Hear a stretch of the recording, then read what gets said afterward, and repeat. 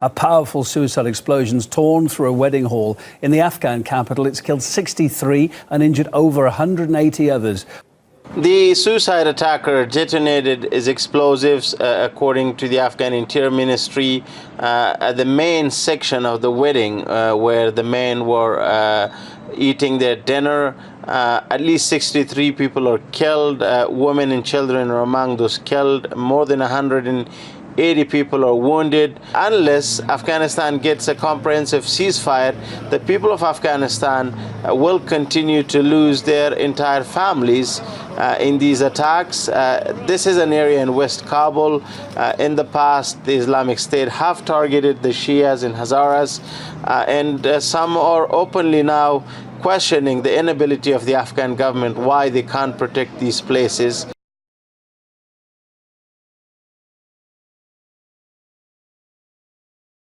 Well, now to a new arrest overnight. A man accused of making threats at a Jewish community center. It comes after a dramatic takedown in Florida of a man accused of being fascinated with mass shootings who, according to police, texted about planning one. ABC's Zachary Keefe joins us with the details of this latest threat arrest. Good morning, Zachary.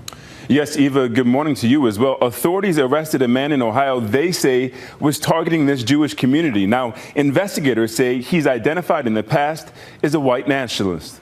This morning, police say a man who identified as a white nationalist is in custody, accused of making threats aimed at a local Jewish community center. James Reardon Jr. of Ohio is under arrest. Officers raided his home this weekend, saying they seized dozens of rounds of ammo, several semi-automatic weapons, a gas mask, and bulletproof armor.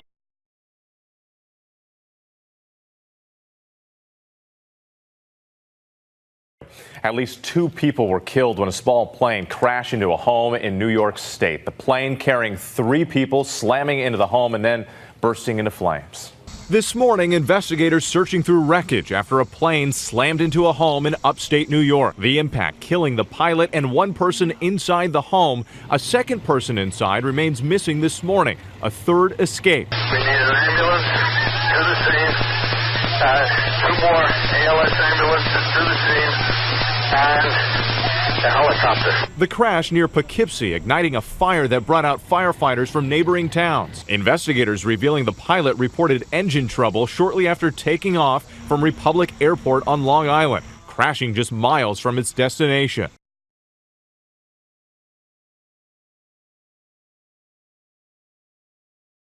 Najjar Yusuf, a former Bahraini civil servant and mother of 4, was jailed in April 2017 after she criticized the regime for hosting the motor racing showcase that is Formula One. Yusuf gave a harrowing account of the abuse and sexual assault she was subjected to at the hands of the officers she was arrested by. They threatened to kill me. They tried to bribe me. They beat me. But worst of all, officers tore off my hijab and attempted to strip me of my clothes before an officer sexually assaulted me in custody. The pain and humiliation of that week will haunt me for the rest of my life.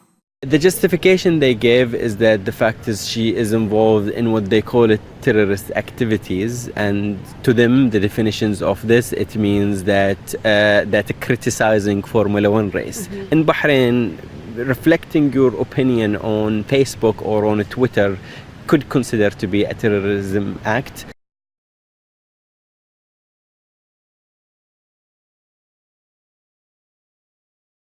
Now with the shootout between alleged bank robbers and sheriff's deputies. The suspects opening fire in a suburban neighborhood after a wild chase. Here's ABC's Trevor Ault. Tonight, the terrifying dashcam video of a dangerous shootout in South Carolina. A trio of suspected bank robbers in the midst of a half-hour police chase, hitting a dead end and starting a gun battle. 2 suspects firing more than a dozen rounds before a deputy calls for backup. Shots fired. Then the third suspect with shots of his own.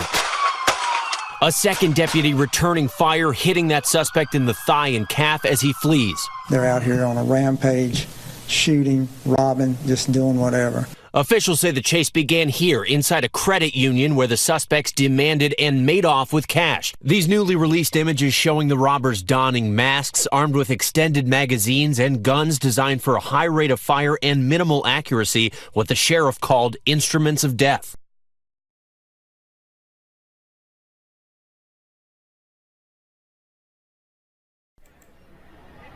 Hundreds of homes have been destroyed in a fire in Dhaka, the capital city of Bangladesh. The blaze ripped through the Chalantika slum on Friday night. Although no deaths have so far been reported, there were a number of injuries. Estimates on the number of people left homeless varied, with officials saying 3,000, while some reports said the figure is nearer 50,000. The Bangladeshi capital is home to numerous sprawling slums. In February, another fire in the historic district killed around 80 people. After the flames in Chalantika subsided, people scoured what was left of their former homes, looking for anything of potential use.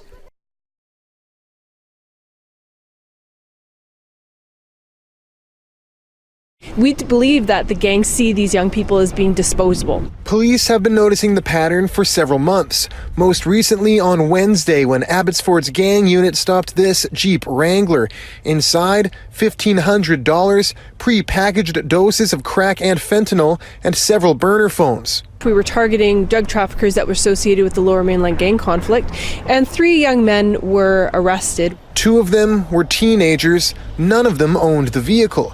Police say it's the latest instance of an increasing trend where street-level drug dealers recruit new drivers to move product. And what we're finding is that the new drivers, who are young people, can't usually afford a vehicle, so their parents are lending them their vehicles, or they're using a friend's vehicle, family member's vehicle. The move helps senior gang members avoid having their own vehicles seized. It's a tactic that Alison Guttrath says has been going on for years.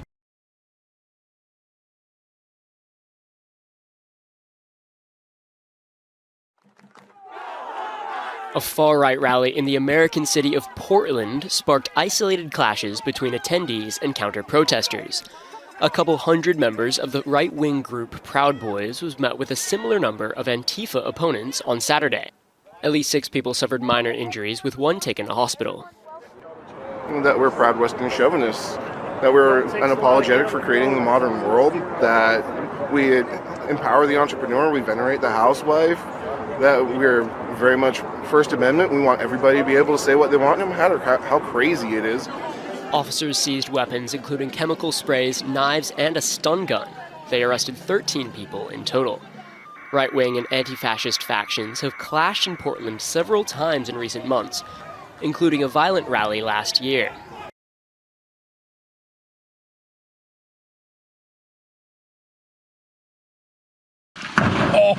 Dramatic video of a dying glacier captured on tape.